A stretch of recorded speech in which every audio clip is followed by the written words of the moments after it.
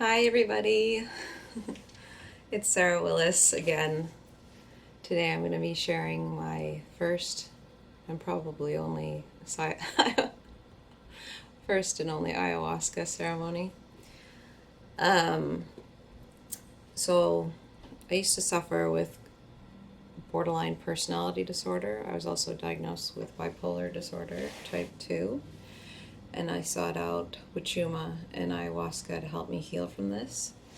Another word to explain what I was dealing with is I had complex post-traumatic stress disorder, and my brain was wired a certain way. It was on a loop, and no matter how hard I tried to get out of the loop or the cycle, the ups and the downs and the suicidal ideation, that's a big reason why I sought out these medicines, is because I suffered with suicidal ideation, and the medicine that the doctors were giving me wasn't helping, and I was in therapy all the time.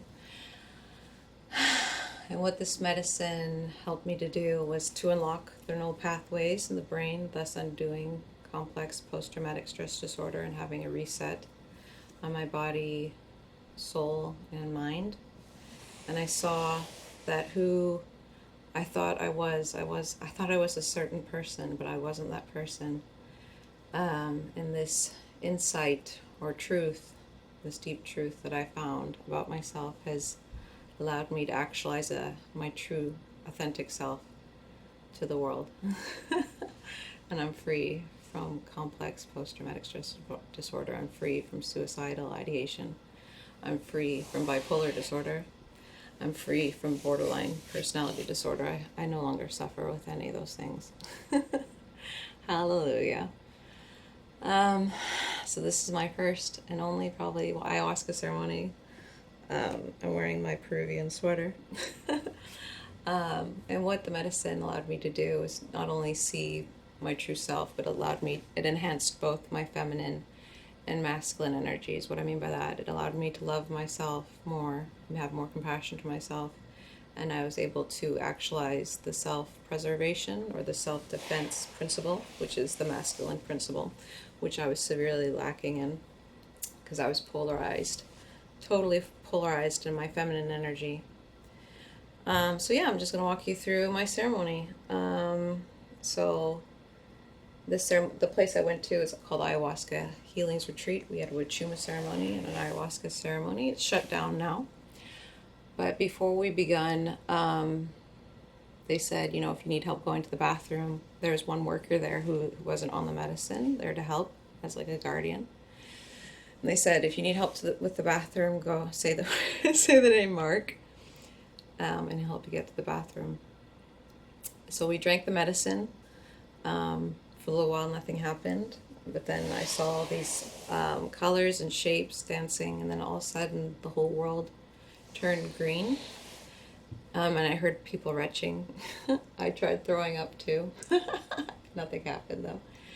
Yeah, it was really intense. The world turned, I can't really explain it, but everything my that I could see turned bright neon green. And I felt like I was going to purge. Ayahuasca is very common for people to purge or to vomit or cry or have diarrhea or even like purge with their noises, like screaming, or it's pretty brutal. So I thought I had to go to the bathroom. So I called out the name Mark to help me to the bathroom. And that's when I heard a voice say, Mark has always been there for you, and he's always going to be there for you. And I was shown clips of our life that we've been together. Here's a picture of this man. His name's Mark. And come to find out, about 9 months after, sorry, I'll study it. That's Mark. That's my twin flame. I met my twin flame during ayahuasca. It was so surreal. I was in the bathroom because I thought I was going to have to use it, but I didn't. I went away and I started thinking, like, why would the medicine tell me this, that Mark's always been there for me? Like, and I kind of knew it was a twin flame, but I didn't at the same time. I was like fighting with myself. Or, I was trying to deny it. It was really weird. I remember too looking at my bucket that I brought with me in the porta potty. It had a bunch of bugs in it. It wasn't real, but I was hallucinating on the medicine. And also when I was in the porta potty, I heard a voice say, "Why?" And the medicine was really asking me, like, why? Why do you want to kill yourself? Why? And I kind of felt the whole world was looking at me for an answer, like, why? It's really hard to explain. I was out in that porta potty for a long, long, long time. And Mark was with me. And at one point I looked at Mark and I said, you know, I just want you to love me. And he said, you have to love yourself. And that's so true. This whole journey with Mark, my twin, and with the medicine and healing is really, I just had to love myself. It's so simple. I never was really loving myself. I remember when we were walking back to the teepee where we were having the medicine ceremony, we faced each other. And I felt the hero's gamos. I felt our souls like twirl up so fast up to the sky. It was like, it was so weird. I don't think he felt it. Like it was only on my side. It was so powerful. And it reminds me of the Bible verse, what God joins together, let no man tear asunder. That's how it goes. Basically what God joins together, nothing can separate them. And yeah, I'm in union with this person that I don't talk to, that won't talk to me anymore, unfortunately, forever. But it's really helped me, like I said, actualize my true self and actualize and utilize my masculine energy finally. Because every time he discarded me 2 different times. I just got stronger and stronger each time. And the second time he discarded me, or he said, you know, basically we parted ways, we separated. This is weird. I remember going in my car in the morning and I listened to the Beatles a lot because I used to be obsessed with the Beatles when I was younger. And it's like I could tell things about, what am I trying to say? I knew that,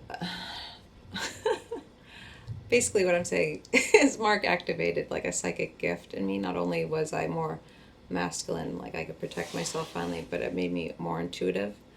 And I felt like my eyes finally were open and I could really truly discern things in people's spirits, whether they had the Jezebel or they were Ahab or they were balanced, and I could trust them. It's really hard to explain, but he really turned on this gift even more, enhanced it way more than it ever had been.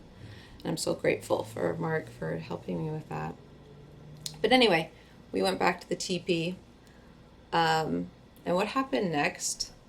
I'm actually going to be filming a completely different video for the next next 30 seconds of my ayahuasca ceremony. Was probably the pinnacle, the climax of of my my ayahuasca ceremony. So it's going to be called DMT archetypes, settings and archetypes, and I'm going to go into that and really zoom into those 30 seconds with you all. So check out my next video called DMT archetypes and settings, or settings and archetypes. But anyway, so we'll talk about that in my next video.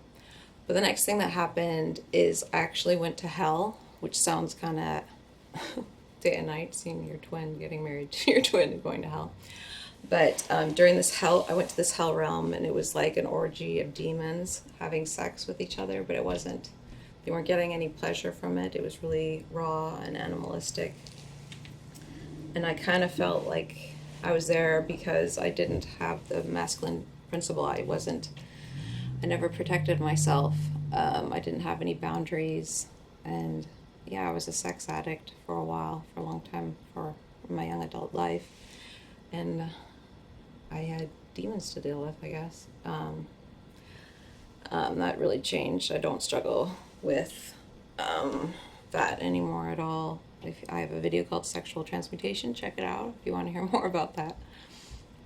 So yeah, I was in a hell realm, and that was pretty creepy. But I knew that once the sun, like once the morning came, that everything would be fine. That was a huge part of my ceremony was that, you know, just like the voice told me that Mark had always been there. I had a knowing, or this was myself saying it to myself, like the sun has always been there for us, and it's always going to be there for us. The sun has always been there for us, and it'll always be there for us. It's really beautiful. I felt like I really connected or had my own marriage with the sun. Not really, but I was just like, oh, I was so grateful. Every morning the sun comes out, you know, I was like little orphan Annie, the sun will come out. That was really cool, because even in the darkest of times, you know, there'll always be a sunrise. It's something we can always count on. It's a physical representation for God's love, for the Creator's love for us. And I really held on tightly for that, the sun coming out while I was in hell. And I did get out of hell. It just kind of dissolved this hell realm, and I felt the medicine cradling me like I was a baby. And the medicine was teaching me to breathe. And we were breathing together. It was really peaceful. It was like the first time I'd ever breathed, kind of. It was like breathing with a new body, in a way. I was just completely reborn. I felt like a new baby. It's hard to explain. Yeah. I did leave out a few details, but I think I told you the gist of it. That's pretty much the main parts. And like I said, we're going to talk about the 30 seconds of the DMT settings and archetypes, where what I experienced was really intense. Yeah, was that everything? Oh, did I show you? I showed you my twin, right? Let's look at Mark one more time. This man changed my life.